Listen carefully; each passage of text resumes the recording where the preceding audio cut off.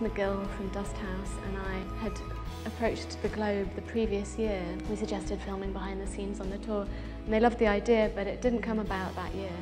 And the Globe came back to us the next year and said they were up for shooting the entire tour. Chris and I had a conversation on the Wednesday. I met Dominic Drumgoole on the Thursday. We had a pre-production meeting on the Friday, and on Monday I was in Margate filming behind the scenes at the dress rehearsal, and that night was the first night of the tour.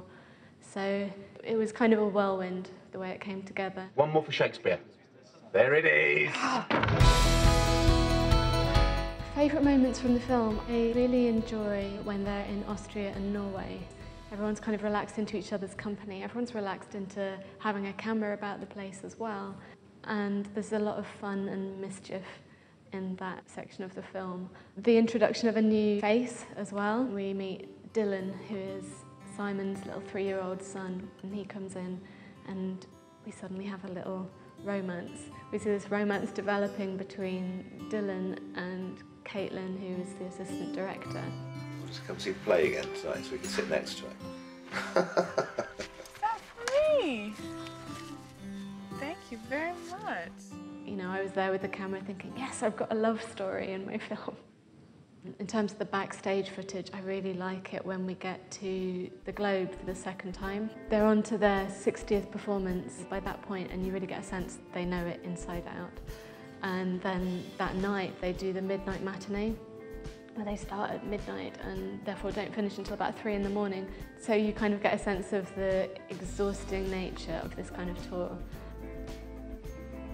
I decided quite early on that we wouldn't actually see any of the performances of the play. You just get the odd tantalising glimpse. I did love this production of Hamlet, but for the film I wanted to concentrate on the actors, their relationships, their experience being on tour.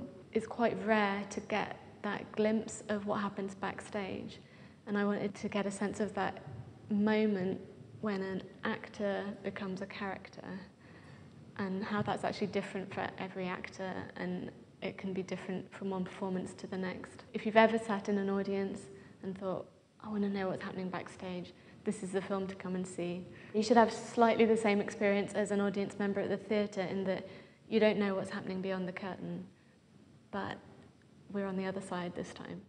Sorry, Simon, I'm just going to squeeze past Where are the swords? Ow! I hate this place. We always knew that we wanted the music to be a really integral part of the film. My editing style tends to be quite musical.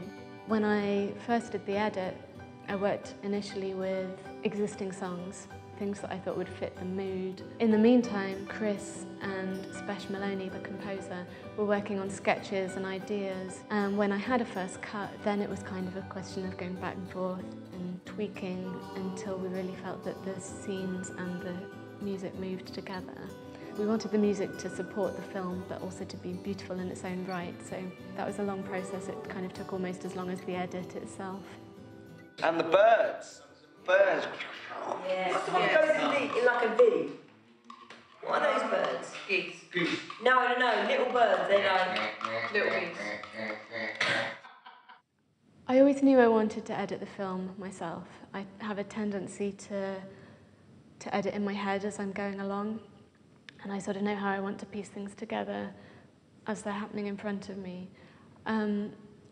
However, there are always a few surprises. There are things that you don't expect that only reveal themselves later in the edit. Well, it's a gorgeous day. I thought it was going to rain all week. Yeah. When we started out, I knew I wanted to get to know people. I didn't have any intention of manipulating things for dramatic effect. It was always my intent to tell a true story. I just didn't know at the start whether that was going to have to be quite impressionistic, or whether it could actually be like a chronological telling of their adventure. As I got to know them gradually, I realised they were letting me in and they were kind of relaxing around the camera. And that's when I knew that I just wanted it to be quite a chronological narrative, kind of reflecting the nature of touring, quite episodic. By the end of the film, you do feel like part of the gang. And I think that was the real surprise. The composer, Spesh, never met them. He worked on the film a lot, obviously, and was working with scenes from the film. He never met anybody from the film, but Ian, who played Horatio, he bumped into him coming down the street one day, and Spesh was just like, "Ian, how are you doing?" And Ian was just like,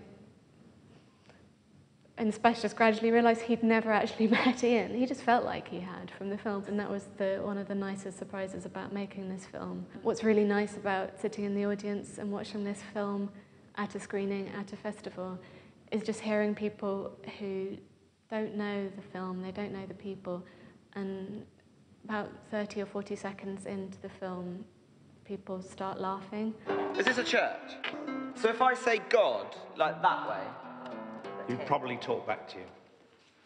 And at the end, people come up to you and they say, "Oh, I laughed at this bit and I cried at this bit," and actually, it reminded me of when I went on holiday with a group of friends, or when I worked closely with a group of people and tell you their own stories. That's a nice thing. It's just telling that story of people getting to know each other through work, and it's something that everybody's experienced.